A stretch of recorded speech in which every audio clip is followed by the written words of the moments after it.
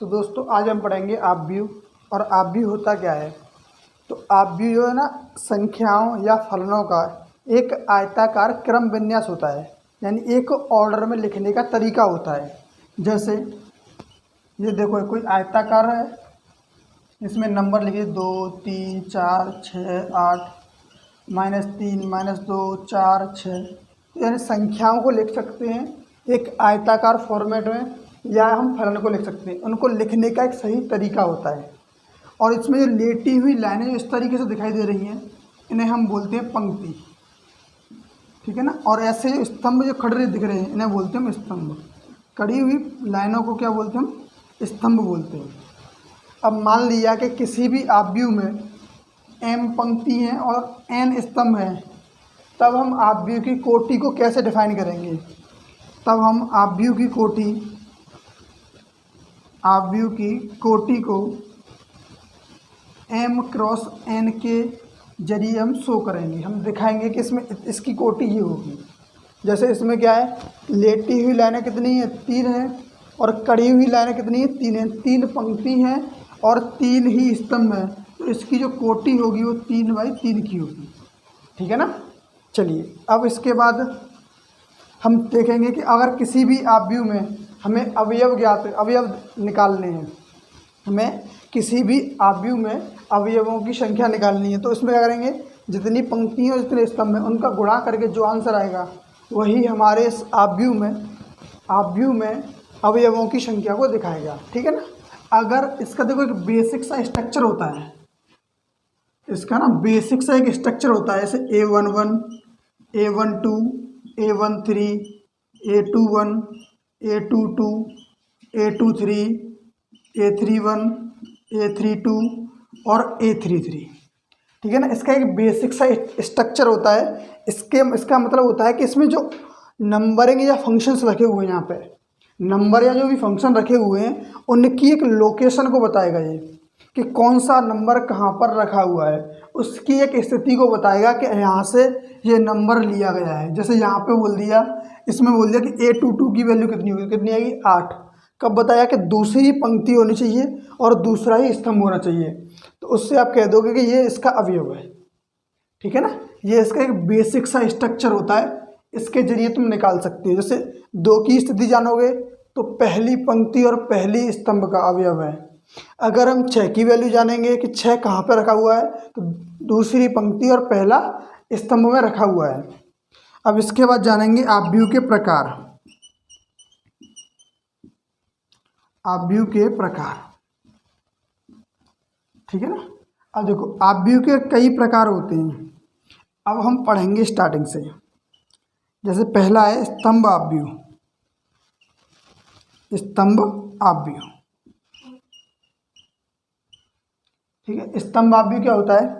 कि जिसमें केवल और केवल एक ही स्तंभ हो, उसके अलावा पंक्तियां कितनी भी हों हमें उससे मतलब नहीं है। सिर्फ स्तंभ में केवल और केवल एक ही स्तंभ होना चाहिए, चाहे पंक्ति 1000 क्यों ना हो, ठीक है ना। तो इसमें क्या होना चाहिए? केवल और केवल एक ही स्तंभ। 3 4 5, इसमें स्तंभ कितना है? एक है, तो उसे बोलोगे आप स्तंभ आव्यूह। दूसरा होता है पंक्ति आव्यूह।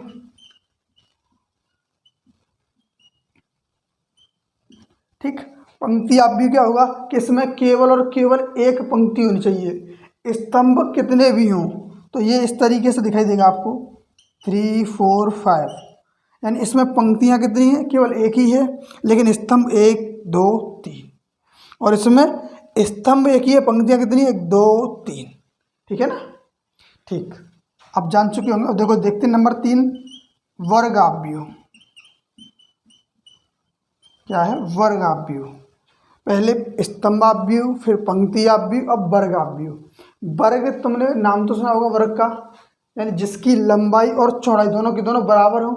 तो इसमें कैसे कहोगे? कि इसमें पंक्ति और स्तंभों की संख्या आपस में बराबर हो, यानी पंक्ति में अवयवों की संख्या, माना पंक्ति में अवयवों की संख्या कितनी मानी थी हमने? m, और स्तंभ में अवयवों की संख्या मानी थी n। तो m और n अगर आपस में बराबर होते हैं तब हम कहेंगे कि ये दोनों के दोनों वर्ग आव्यूह हैं। ये जो आव्यूह है वो वर्ग आव्यूह है। जैसे 2 3 4 और 5, ठीक है। इसमें पंक्ति 2 है और स्तंभ भी 2 है, तो इसे कहेंगे वर्गाव्यूह। इसके बाद नेक्स्ट देखेंगे वर्गाव्यूह के बाद विकर्णाव्यूह। विकर्णाव्यूह, अब देखो तुमने विकर्ण का भी नाम सुना होगा कि कोई आयताकार चीज होती है, उसके तिरछे जो एक दूसरे के अपोजिट जो कोने होते हैं, जैसे ये आयताकार है, आयताकार कोई बॉक्स है, इसके ये तिरछे कोनों को आपस में मिला दो, इसी को तो बोलते हैं विकर्ण। तो सेम इसमें भी यही चीज़ें होंगी। देखो जैसे मैंने लिया कोई एक आव्यूह इस तरीके से, यहाँ पे लिया 2 0 0 0 3 0 2 0 0 माइनस के 2। तो आपको क्या याद रखना है कि जब भी विकर्ण आव्यूह की बात की जाएगी, उसके विकर्ण में, उसके डायगोनल में सिर्फ कैसे भी अवयव हो, उसके अलावा शेष अवयव कैसे होने चाहिए, 0 होने चाहिए। यानी केवल और केवल विकर्ण आव्यूह में हमेशा विकर्ण में ही अवयव होंगे और शेष अवयव 0 होंगे। और याद रखना विकर्ण आव्यूह हमेशा और हमेशा, विकर्ण आव्यूह हमेशा कैसा होगा, वर्ग आव्यूह के फॉर्मेट का ही होगा। इसके बाद नेक्स्ट नंबर देखेंगे, एक होता है अदिश आव्यूह। देखो अदिश आव्यूह सेम विकर्ण की तरह ही होता है, अदिश आव्यूह सेम विकर्ण की तरह ही होता है, लेकिन उसमें के जो विकर्ण होगा, उस विकर्ण में, इस विकर्ण आव्यूह में अवयव अलग अलग होते हैं, लेकिन इसमें विकर्ण में एक समान अवयव होंगे। ठीक है ना, इसमें कैसे होंगे, विकर्ण में एक समान। जैसे मान लिया कि यहाँ पर 5 है, तो यहाँ पर इसके विकर्ण में 5 5 अवयव ही होंगे। ठीक है ना। चलिए अब इसके बाद आएगा तत्समक आव्यूह। तत्समक आव्यूह, तत्समक आव्यूह, तत्समक आव्यूह क्या होगा, ये भी एक विकर्ण आव्यूह होता है, बट इसका जो विकर्ण होगा उसमें केवल एक ही आएगा, 1 1 1, इसके अलावा कुछ नहीं आएगा। अदिश आव्यूह का होता है कोई भी नंबर है लेकिन एक समान होना चाहिए विकर्ण में, और विकर्ण आव्यूह में सभी की कैसे भी आया वो विकर्ण आव्यूह होगा, लेकिन विकर्ण के अलावा शेष अवयव सभी 0 हों। ठीक, तो इसमें क्या लिखोगे, 1 0 0 0 1 0 और 0 0 1, इसे कहेंगे हम तत्समक आव्यूह। इसके अलावा एक और आता है, वो आता है शून्य आव्यूह। ठीक, शून्य आव्यूह। शून्य आव्यूह क्या होगा कि जिसके प्रत्येक अवयव शून्य हो, ऐसा आव्यूह जिसका प्रत्येक अवयव शून्य हो उसे हम शून्य आव्यूह कहते हैं। तो आपके सिलेबस में ये आव्यूहों के प्रकार होंगे। ठीक है ना। अब इन्हीं के बारे में हम चीज़ों को सीखेंगे। ठीक है, इसका स्क्रीनशॉट ले लो।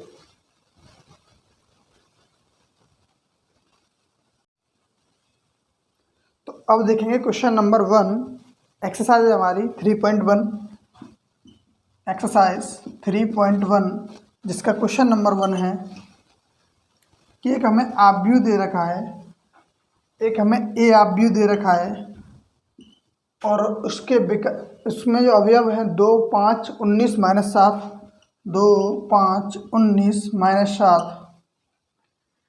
35 माइनस 2, 35 माइनस 2, 5/2, 12, √3 1, √3 1 माइनस 5 और 7, 7 17 है यहाँ पे। ठीक, ये आव्यूह में दे रखा है, तो इसमें पूछा गया है कि आव्यूह की कोटि बताओ। पहला ऑप्शन है, इसमें पूछा गया है जो आव्यूह की कोटि। ठीक है ना। दूसरा पूछा गया आपको कि आव्यूह में अवयवों की संख्या, अवयवों की संख्या।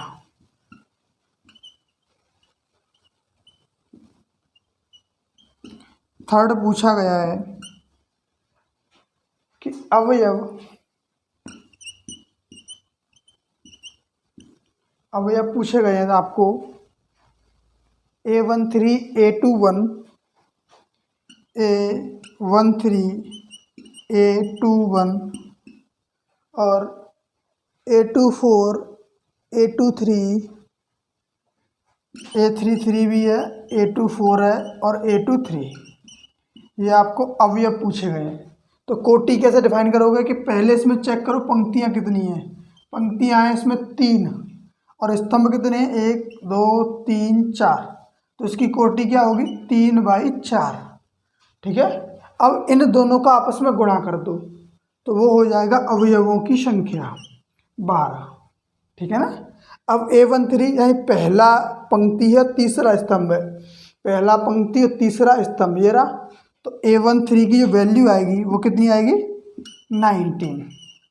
अब A21 दूसरी पंक्ति होनी चाहिए और स्तंभ होना चाहिए पहला, तो अवयव है 35। A33 तीसरी पंक्ति और तीसरा स्तंभ, तीसरी पंक्ति और तीसरा ही स्तंभ यानी -5। A24 दूसरी पंक्ति चौथा स्तंभ कितना 12, सॉरी A24 है चौथा स्तंभ सही है, दूसरी पंक्ति चौथा स्तंभ। अब यहाँ पे लिखा हुआ है A23 यानी दूसरी पंक्ति और तीसरा स्तंभ, उसका अवयव है 5/2। तो ठीक है ना। इस तरीके से क्वेश्चन नंबर 1 कंप्लीट हुआ। अब क्वेश्चन नंबर 2 में बोला गया है कि यदि किसी अवयव में 24 अवयव हैं तो इसकी संभावित कोटि क्या होगी, और ये 13 अवयव हों तो बाकी कोटि क्या होगी। यानी क्वेश्चन नंबर 2 है हमारे पास, जिसमें बोला गया है कि एक अवयव जिसमें 24 अवयव हैं और एक अवयव जिसमें 13 अवयव हैं। अब ये बताओ इनकी कोटियाँ क्या क्या हो सकती हैं। तो कोटियाँ आपको बतानी है, तो कोटियाँ बताने के लिए इनके कम से कम 2, चूँकि हमें जब भी अवयव लिखेंगे तो 2 चीज़ों में लिखेंगे, एक पंक्ति में दूसरा स्तंभ में। तो हमें इसके 2 गुणनखंड करने हैं। कौन कौन से 2 गुणनखंड हो सकते हैं। एक तो हो जाएगा 24x1, दूसरा 1x24 24, फिर 2x6 सॉरी 6 नहीं 12, 2x12 और 12x2, तीसरा 3x8 और 8x3, फिर आगे 4x6 और 6x4। तो इतने इसके फैक्टर्स हो सकते हैं, इतने इसके अवयव बन सकते हैं। कितने बन जाएंगे 1 2 3 4 5 6 7 8। ठीक है ना। इसमें से हम 8 अवयव बना सकते हैं जब किसी भी अवयव में 24 अवयव हो सकते हैं। तो देखो 24 यानी 24 पंक्तियाँ होंगी और एक स्तंभ होगा, एक स्तंभ होगा 24 पंक्तियाँ होंगी, 2 पंक्ति होंगी 12 स्तंभ, 12 पंक्ति और 2 स्तंभ। इस तरीके से हम इन्हें डिवाइड कर सकते हैं। अब 13 के फैक्टर क्या हो सकते हैं 1 × 13, 1x13 एंड 13x1। ठीक है ना। केवल 2 ही फैक्टर हो सकते हैं इसके, तो हम केवल इसके 2 ही तरीके से निकाल सकते हैं। इसमें से केवल 2 ही अवयव बना सकते हैं जिसमें 13 अवयव होंगे। क्वेश्चन नंबर 3, क्वेश्चन नंबर 3 में बोला गया है वो भी देखो सेम इसी तरीके से, किसी अवयव में 18 अवयव हैं और किसी अवयव में 5 अवयव हैं, तो इनकी कोटियाँ क्या होंगी। एक में तो 18 अवयव हैं अवयव में, दूसरे में 5 हैं, तो हमें बताना इनकी कोटियाँ क्या होंगी। तो 18 के फैक्टर कर लो, 1 × 18 और 18 × 1। आगे करेंगे इसके तो 2 × 9 और 9 × 2, फिर 3 × 6 और 6 × 3। इससे ज़्यादा इसके फैक्टर नहीं हो पाएंगे, तो इतनी कोटियों के हम अवयव बना सकते हैं। अब 5 को लेंगे तो 5 × 1 और 1 × 5। ठीक है। इसके यही फैक्टर्स हो पाएंगे, तो इनके हम इतने ही अवयव बना सकते हैं। देखो क्वेश्चन नंबर 4 देखेंगे।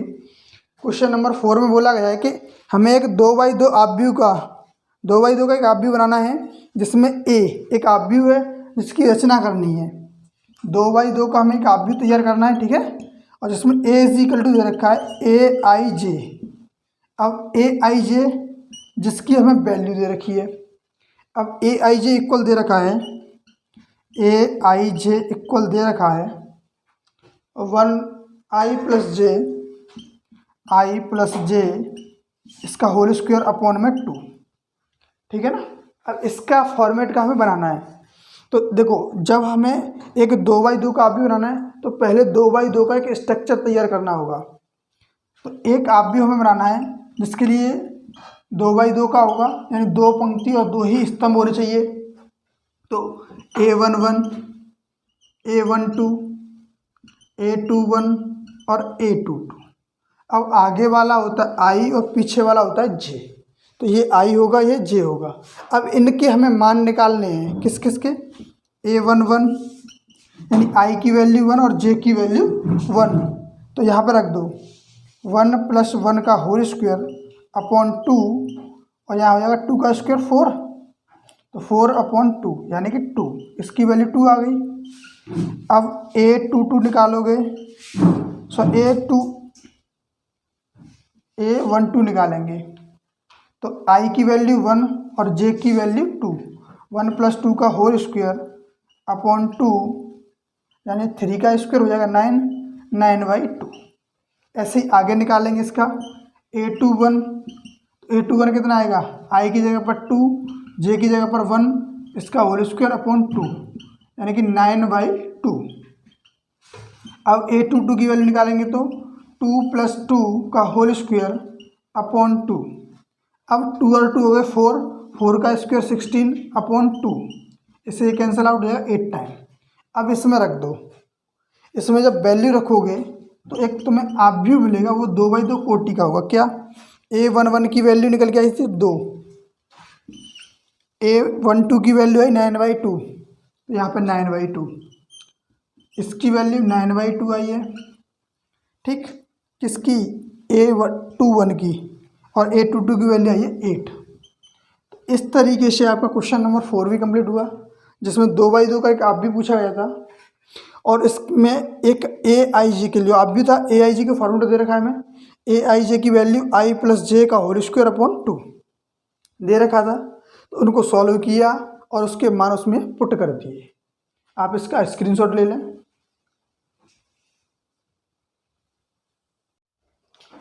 क्वेश्चन नंबर 4 का सेकंड है, क्वेश्चन नंबर 4 का फर्स्ट तो हो चुका है, सेकंड है जिसमें भी हमें 2/2 का एक आप भी तैयार करना है, जिसमें I और J के कंपोनेंट ये दे रखे हैं हमें। AIJ यानी A = है AIJ और AIJ = ये है। तो हमें 2/2 का पहले एक आप भी तैयार करना है, वो आप भी होगा A11, A12, A21 और A22, यानी इसके ये अवयव हमें ज्ञात करने होंगे। तो A11 निकालो, I की जगह पर 1 और J की जगह पर 1, तो कितना आएगा? 1/1, 1 आएगा। A12 निकालोगे तो I की जगह पर 1 और J की जगह पर 2, 1/2 आएगा। अब निकालोगे A21, तो I की जगह पर होगा 2 और J की जगह पर होगा 1, यानी 2/1, 2 के इक्वल होगा। अब A22 निकालोगे तो I की जगह पर 2 और J की जगह पर भी 2, तो 2/2 आएगा 1। अब इसमें ये वैल्यू पुट कर दो, 1, 1/2, 2 और 1, ये एक आप भी तैयार हो गया जो 2/2 कोटि का होगा। ठीक है, इसके बाद हमें एक थर्ड क्वेश्चन और दे रखा है इसी में, क्वेश्चन नंबर 4 का थर्ड पार्ट। तो इसमें भी ऐसे निकालना है, तो हमें एक आप भी बनाना है A11, A12 और A21, A22। ठीक है ना। अब इसमें से A11, A12, A21, A22 की वैल्यू हमें फाइंड आउट करनी है और इसमें पुट कर दोगे। पहले चाहिए हमें A11, I की जगह पर 1 और J की जगह पर 1, तो 1 + 2 3 होगा, 3 का स्क्वायर 9 और 9/2 हो जाएगा। A12 देखो, I की जगह पर 1 और J की जगह पर 2, 1 और 2 2 जा 4 + 1 5, 5 का स्क्वायर 25/2। अब A21 चाहिए, तो I की जगह पर 2 और J की जगह पर 1, तो 2 + 2 कितना हो जाएगा? 4, 4 का स्क्वायर 16 और 16/2 हो जाएगा 8। A22 यानी I की जगह पर 2, J की जगह पर 2, 2 2 2 जा 4 और 2 6, 6 का स्क्वायर 36, 36/2 18, 18 होगा, 36/2। ठीक है ना। अब इसके मान इसमें पुट कर दो, A11 की वैल्यू 9/2, A12 की वैल्यू 25/2, A21 की वैल्यू 8 और A22 की वैल्यू 18। ये इसमें से एक 2/2 का आप भी बन गया। अब क्वेश्चन नंबर 5 है, उसमें पूछा गया है कि 3/4 कोटि का हमें एक आप भी निकालना है, जिसके लिए ए आई जे ये हमें गिवन दे रखा है। तो पहले एक 3x4 कोटि का आप भी तैयार करो, इसमें 3 पंक्ति हों और 4 स्तंभ हों। तो देखो A11, A12, A13, ये क्या पंक्ति पहले चल रही है, स्तंभ 1 2 3, यानी A14, ये 4 स्तंभ हो गए इसके। अब हमें 3 पंक्तियाँ और चाहिए, A21, A22, A23, A24, A31, A32, A33, A34, ये 3x4 कोटि का एक आप भी तैयार हो गया। अब इसमें से इनकी वैल्यू निकालो। पहले चाहिए हमें A11, A11 निकालोगे तो I की जगह पर 1 और J की जगह पर भी 1 रखोगे। यहाँ -3 + 1 -2 बचेगा। -2 का मॉडुलस निकालोगे तो आएगा 2, और आगे रखा है 1/2, तो ये 2 से 2 कट जाएगा, कितना आएगा 1। ठीक, अब देखो, अब A12 निकालोगे, यानी I की जगह पर 1 और J की जगह पर 2, यहाँ 3 हो जाएगा, यहाँ 2 हो जाएगा, बचेगा -1, उसका मॉडुलस हो जाएगा +1, और 1 × 1/2 यहाँ आएगा 1/2। अब A13 निकालोगे, अब देखो I की जगह पर 1, J की जगह पर 3, -3 और +3 हो जाएगा ये 0।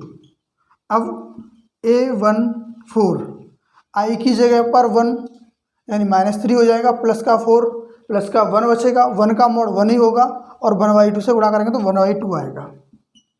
अब A21, I की जगह पर हमें 2 रखना है और J की जगह पर 1, तो ये हो जाएगा 2 3 6, -6 और +1 -5, उसका मॉडुलस करेंगे तो +5 आएगा, और अपॉन में 2, यानी 5/2।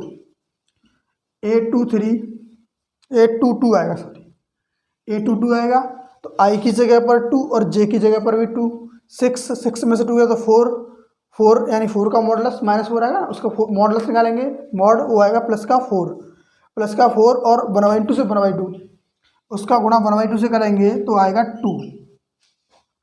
अब A23 निकालेंगे, I की जगह पर रखेंगे हम 2 और J की जगह पर रखेंगे 3, तो 6 - 3 -3 और ये +3 हो जाएगा मॉडुलस से बाहर, और ये आएगा 3/2।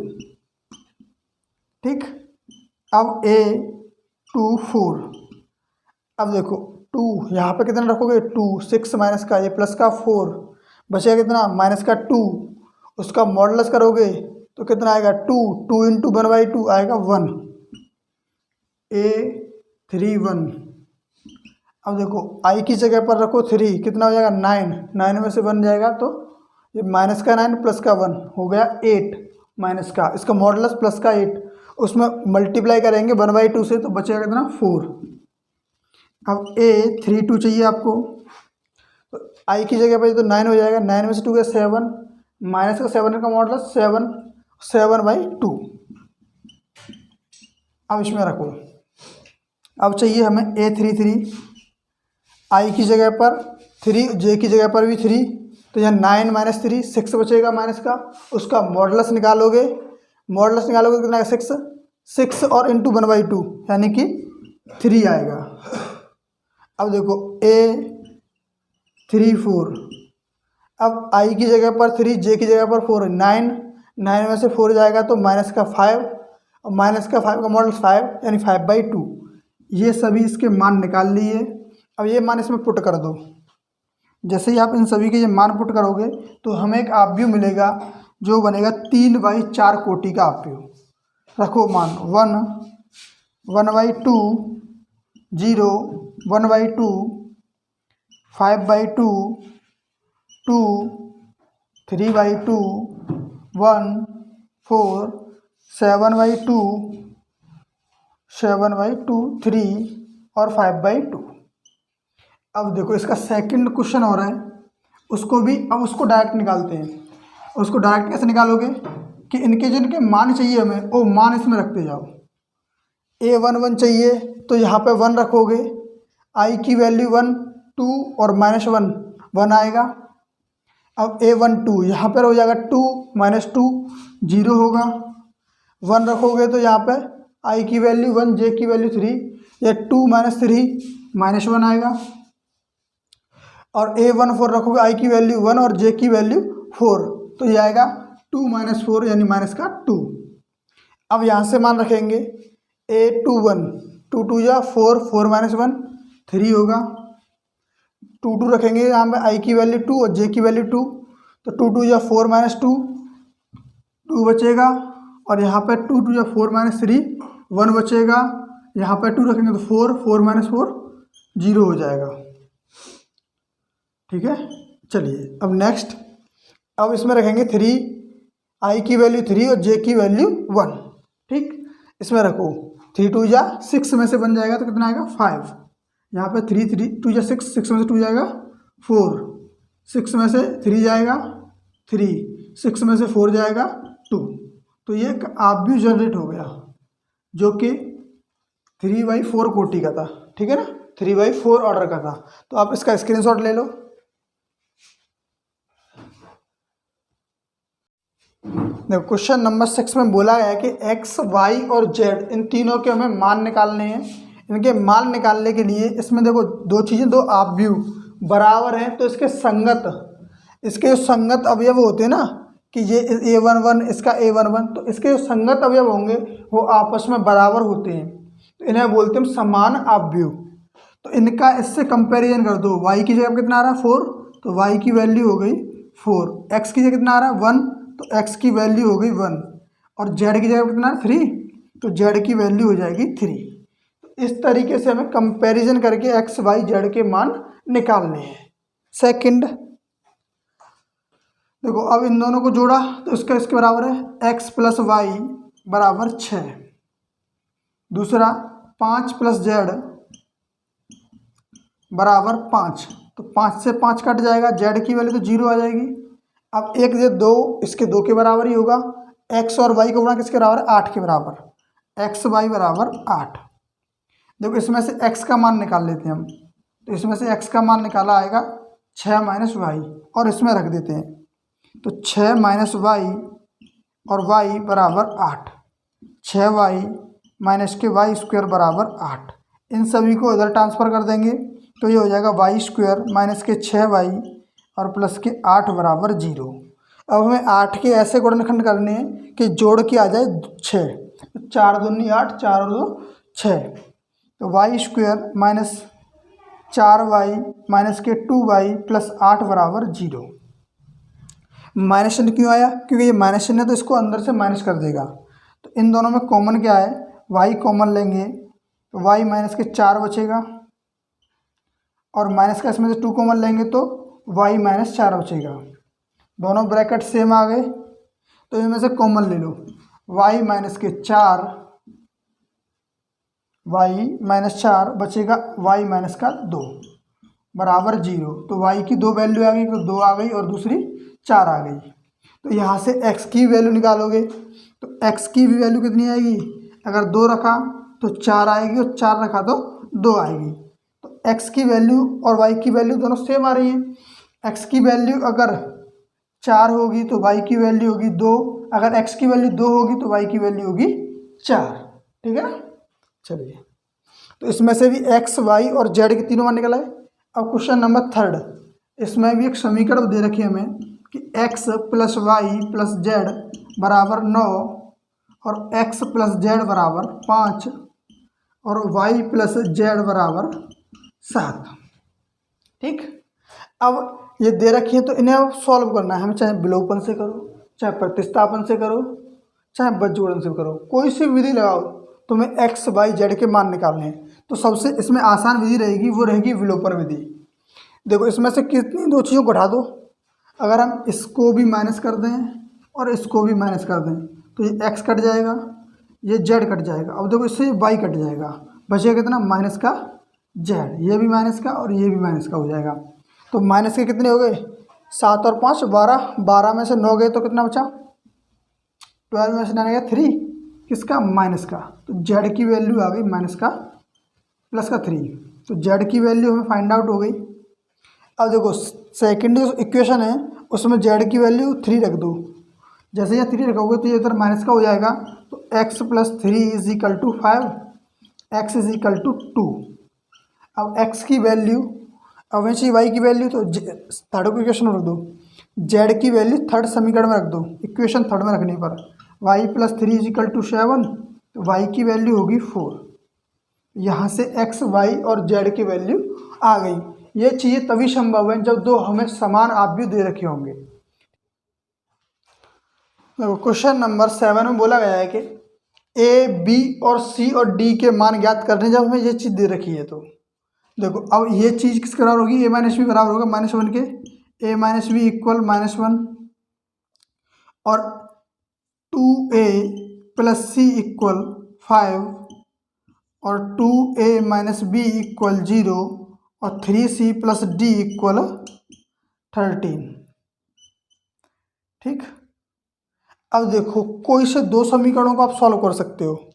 जैसे हम इन दोनों को सॉल्व कर लें, किस किस को, इन दोनों को। अगर इन दोनों को, ये फर्स्ट इक्वेशन है, ये सेकंड है, ये थर्ड है और ये फोर्थ है। समीकरण 1, समीकरण 2, समीकरण 3, समीकरण 4। अब समीकरण थर्ड में से 4 को equation third minus first, third में से 4 को हम माइनस करते हैं। अगर माइनस करोगे तो ये 2a माइनस बी इक्वल 0 और a माइनस बी इक्वल -1।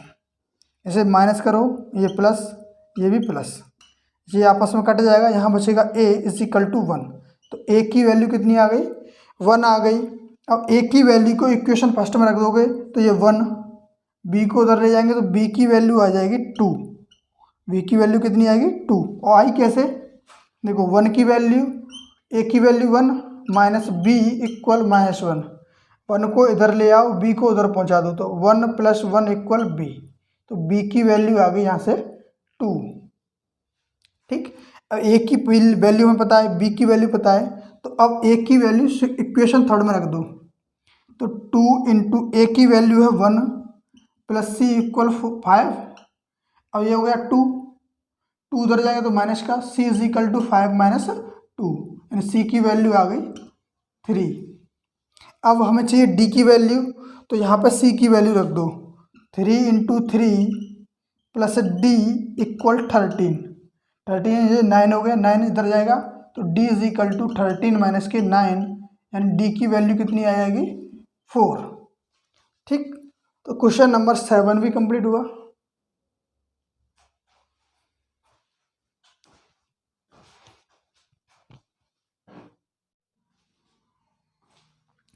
देखिए क्वेश्चन नंबर 8 है, उसमें बोला है कि aij एक वर्ग आव्यूह है। तो वर्ग आव्यूह कब हो सकता है, जब पंक्ति और स्तंभों की संख्या बराबर हो, यानी m पंक्ति है और n स्तंभ है। अगर ये आपस में बराबर होंगे तभी तो ये वर्ग आव्यूह कहलाएगा। तो इसका ऑप्शन कौन सा होगा, सी।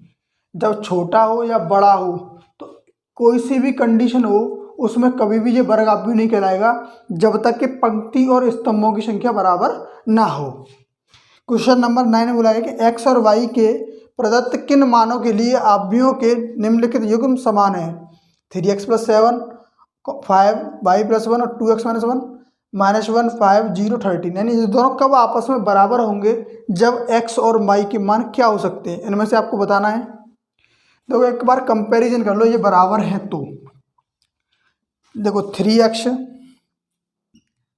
+ 7 इज इक्वल टू -1, यहाँ से इसमें इधर जाएगा तो ये हो जाएगा माइनस का, तो 3x is equal to -8, x is equal to -8/3।